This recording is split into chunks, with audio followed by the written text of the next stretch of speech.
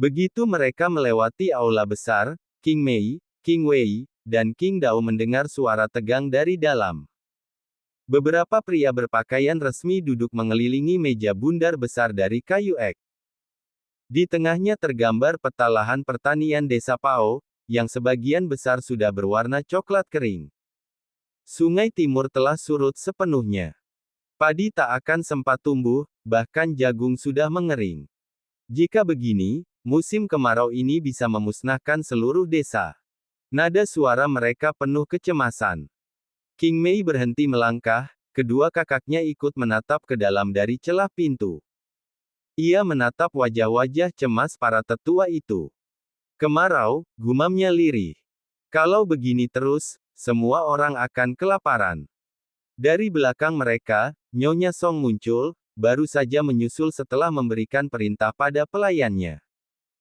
Ia melihat ekspresi serius gadis muda itu dan bertanya lembut, "Ada apa, King Mei? Kau tampak gelisah." King Mei menatapnya dengan mata mantap. "Nyonya Song, saya mungkin memiliki solusi untuk masalah itu." Nyonya Song terkejut, tapi tidak menertawakan gadis itu lagi. Sejak pengobatan kemarin dan hari ini, ia tahu gadis itu bukan gadis biasa. "Solusi? Maksudmu untuk panen yang gagal ini?" King Mei mengangguk yakin. "Ya, Nyonya. Saya juga tahu cara agar desa kita bisa bertahan, bahkan di tengah kemarau." Tanpa berpikir panjang, Nyonya Song menggenggam tangan King Mei dan membawanya masuk ke dalam aula. Di dalam ruangan, Tuan Song, kepala desa yang berwibawa dengan janggut panjang, sedang berbicara dengan beberapa kepala desa dari desa tetangga, serta beberapa tokoh masyarakat. Di antara mereka, duduk seorang pria tua dengan jubah abu-abu, tetua King, kakek dari King Mei dan kedua kakaknya.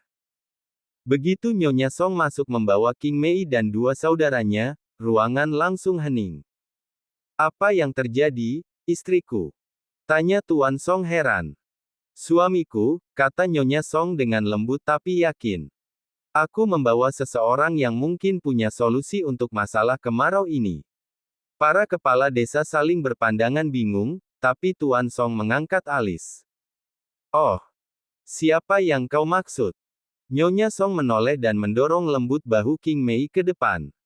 "Dia King Mei, putri bungsu dari keluarga King." Begitu nama itu terdengar, tetua King langsung berdiri dari tempat duduknya. Wajahnya berubah keras. "Anda bilang siapa?" serunya. "King Mei. Dan itu Wei Dao. Apa yang kalian lakukan di sini?" tanyanya dengan suara sinis. Kedua kakak King Mei menunduk hormat, tapi bukan untuk sang kakek, melainkan untuk kepala desa dan lainnya. "Salam hormat, tetua King," kata King Wei pelan. "Diam. Kalian bahkan tak pantas menyebutku begitu," bentak tetua King.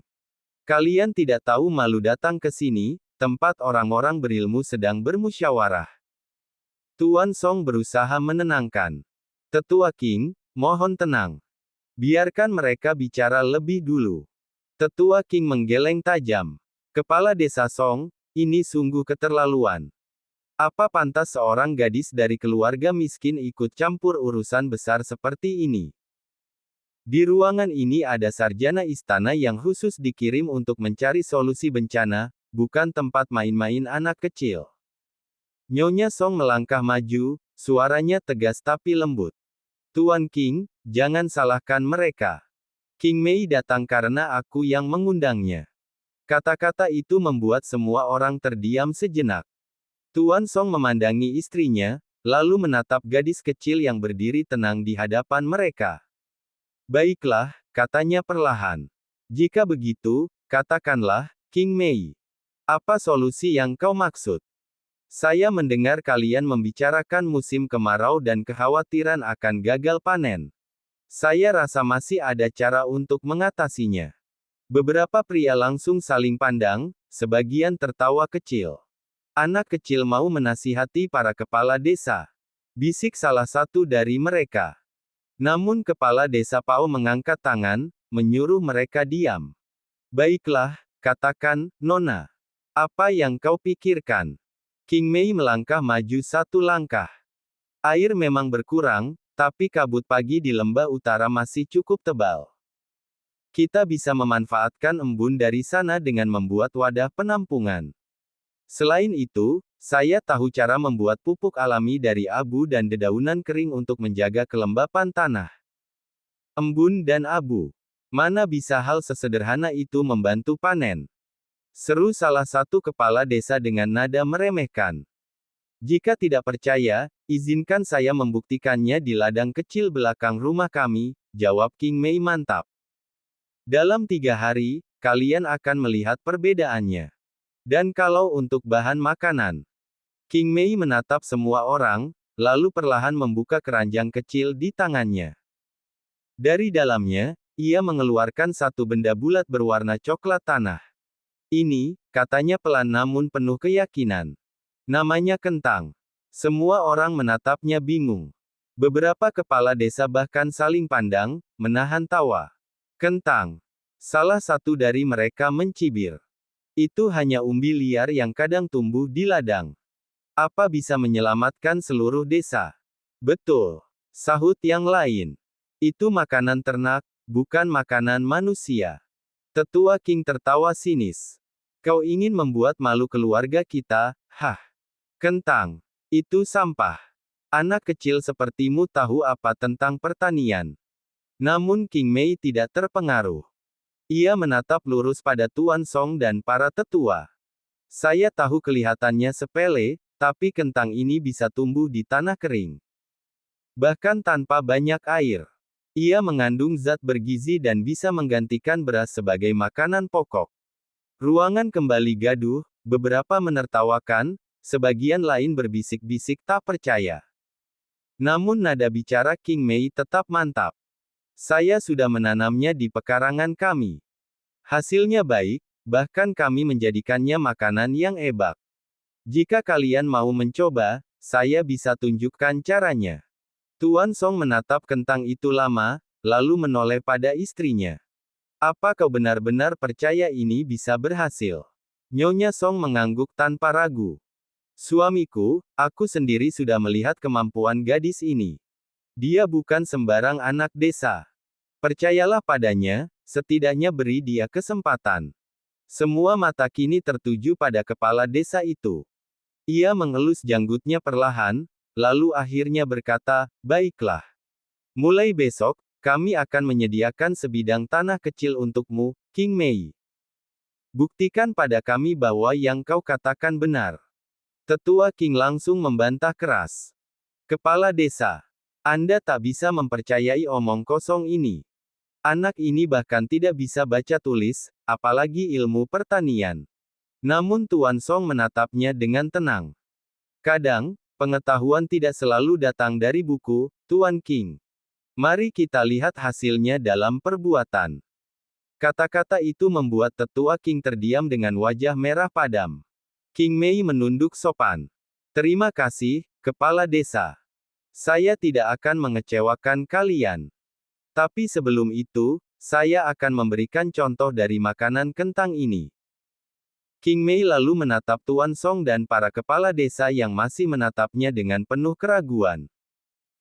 Jika Tuan Song mengizinkan, saya ingin menggunakan dapur untuk membuktikan bahwa yang saya katakan bukan omong kosong, ucap King Mei dengan sopan namun penuh keyakinan. Kepala desa Song terlihat terdiam. Kemudian menatap istrinya meminta pendapat. Nyonya Song menatap suaminya, lalu mengangguk pelan. Suamiku, biarkan saja. Tidak ada salahnya mencoba. Kalau gagal pun, kita tidak rugi apa-apa. Tuan Song berpikir sejenak, lalu mengangguk. Baiklah, gunakan dapur. Tapi jangan buat keributan. King Mei tersenyum tipis dan membungkuk. Terima kasih, Tuan Song. King Mei menoleh pada kedua kakaknya. Kak Wei, Kak Dao, bantu aku menyiapkan bahan-bahannya. Baik. Jawab King Dao penuh semangat, sementara King Wei hanya mengangguk dengan wajah tenang. Beberapa pelayan pun mengikuti mereka ke dapur besar kediaman keluarga Song. Asap dari tungku batu sudah mengepul ketika King Mei mulai bekerja. Ia mengupas kentang dengan cekatan, mencucinya hingga bersih, lalu merebusnya. Setelah matang, ia menumbuk kentang itu bersama sedikit garam dan rempah yang ia keluarkan dari cincin penyimpanannya. Pelayan-pelayan di dapur memperhatikan dengan kagum. Aneh sekali, gadis kecil ini tahu cara memasak yang belum pernah kulihat, gumam salah satu pelayan tua. King Mei hanya tersenyum. Kalau kalian mau tahu, ini disebut mashed potato. Rasanya lembut dan bisa membuat tubuh kuat. Setelah itu ia juga menggoreng beberapa potongan kentang tipis hingga kecoklatan. Tidak hanya itu, King Mei membuat beberapa olahan pedas dan manis. Makanan dari zaman modern. Aroma gurih langsung memenuhi udara. King Wei yang membantu menata makanan di piring menelan ludah. Adik, baunya enak sekali. Aku boleh mencicipi dulu. Tidak sekarang, jawab King Mei tegas, kita harus membuktikan dulu di depan mereka. Beberapa saat kemudian, mereka kembali ke aula utama. King Mei datang bersama beberapa pelayan yang membawa nampan-nampan berisi olahan kentang-kentang tumbuk, kentang goreng, dan sup kentang hangat serta tumis kentang. Begitu aroma harum mulai menyebar, semua orang yang tadinya menatap sinis mulai menoleh. Kepala desa dari wilayah utara mengerutkan kening. Apa ini? Bau makanan yang aneh, tapi sepertinya enak. Ini dari kentang. Tanya yang lain heran. King Mei tersenyum lembut. Ya, kentang bisa dimasak dengan berbagai cara. Rasanya lezat, bisa mengenyangkan, dan tahan lama meski disimpan berhari-hari.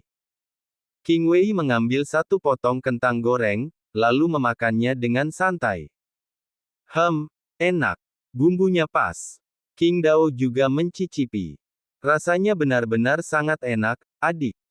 Tidak kalah dengan daging panggang. Melihat ketiga bersaudara itu memakannya tanpa masalah, beberapa kepala desa saling pandang. Salah satu dari mereka akhirnya mengambil satu potong kecil dan mencicipinya dengan hati-hati. Sesaat kemudian, matanya melebar. Ini benar-benar enak. Yang lain segera mengikuti, dan dalam waktu singkat, meja yang tadi dipenuhi tatapan sinis berubah menjadi riuh oleh decak kagum. Lembut sekali. Baru kali ini aku memakan makanan seenak ini. Bisa mengenyangkan meski sedikit. Ini solusi sempurna untuk masa kemarau. Tuan Song yang sedari tadi memperhatikan akhirnya tertawa kecil. Hebat juga, gadis ini. Kentang yang kita anggap tak berguna ternyata bisa seenak ini. Suasana aula kediaman kepala desa Song begitu hidup setelah mencicipi masakan King Mei. Para kepala desa masih memuji rasa makanan kentang buatan King Mei. Beberapa bahkan memakan sambil mengangguk-angguk puas, belum pernah mereka mencoba makanan seperti ini. Tapi di antara mereka, kakek King duduk dengan wajah dingin dan pandangan sinis. Ia menatap cucunya yang berdiri di tengah ruangan dengan tatapan tak percaya. Kalian semua terlalu berlebihan memuji makanan biasa seperti ini, gumamnya pelan tapi cukup terdengar. Hanya umbi yang direbus dan goreng, sudah seperti menemukan harta karun. Tuan Song yang duduk di kursi utama menatapnya sambil tersenyum tipis. Tetua King, bagaimana kalau kau sendiri yang mencicipinya? Siapa tahu lidahmu ikut berubah pikiran. Kakek King mendengus, menatap kentang goreng di atas meja dengan ekspresi enggan. Aku sudah makan makanan dari dapur istana. Apa perlu mencicipi masakan anak kecil? Semua mata kini tertuju padanya. Bahkan Nyonya Song tersenyum halus. Tidak ada salahnya mencoba, Tetua King. Lagi pula, ini buatan cucumu sendiri. Kakek King terdiam.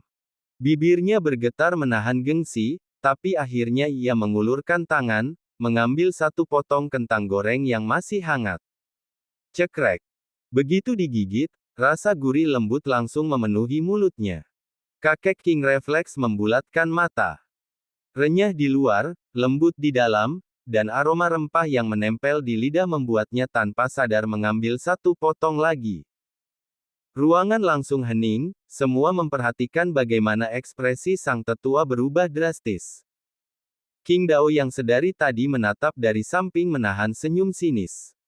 Ia menyilangkan tangan di dada, lalu berkata pelan namun jelas, "Bagaimana, Tetua King? Masih mau bilang ini makanan biasa?"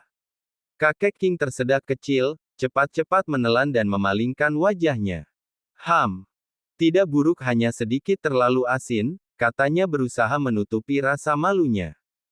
Tapi tangan tuanya diam-diam mengambil sepotong lagi. Beberapa kepala desa tertawa kecil melihat tingkahnya.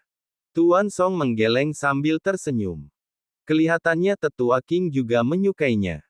Wajah kakek King sedikit memerah, tapi ia tak membantah. Dalam hatinya, pikirannya mulai bergejolak. Bagaimana mungkin cucu perempuan yang dulu dianggap tak berguna bisa memikirkan solusi untuk seluruh desa? Ia menatap King Mei diam-diam. Di matanya, gadis itu kini tampak berbeda, tenang, berwibawa, bahkan aura di sekitarnya terasa mantap. Dan saat pandangannya bergeser ke kedua cucu laki-lakinya, matanya semakin melebar. Ranah dasar tingkat 5. Kakek King hampir tidak mempercayai matanya. Minggu lalu, kedua bocah itu bahkan belum bisa menggerakkan satu titik pun energi spiritual. Sekarang, aura dasar mereka begitu stabil, bahkan lebih kuat dari beberapa pemuda keluarga King yang dilatih selama bertahun-tahun. Ia menyipitkan mata. Ada sesuatu yang mereka sembunyikan dan aku akan mencari tahu. Tapi di luar, ia tetap menahan diri.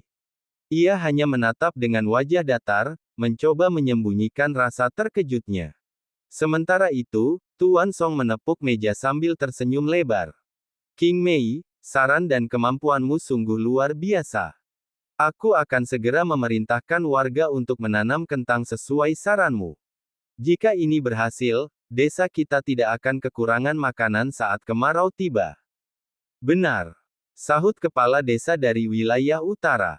"Kita harus bekerja sama menanamnya. Ini kesempatan untuk bertahan." "Setuju," seru yang lain. "Anak ini membawa harapan baru untuk desa kita." Nyonya Song menatap King Mei dengan bangga. "Kau bukan hanya menyelamatkanku kemarin, tapi juga mungkin seluruh warga desa." King Mei hanya mengangguk tenang. "Saya hanya melakukan apa yang seharusnya. Semoga hasilnya nanti sesuai harapan." Tuan Song tertawa hangat. "Kau terlalu rendah hati. Tapi mulai hari ini, keluarga Song akan mendukung penuh ide ini."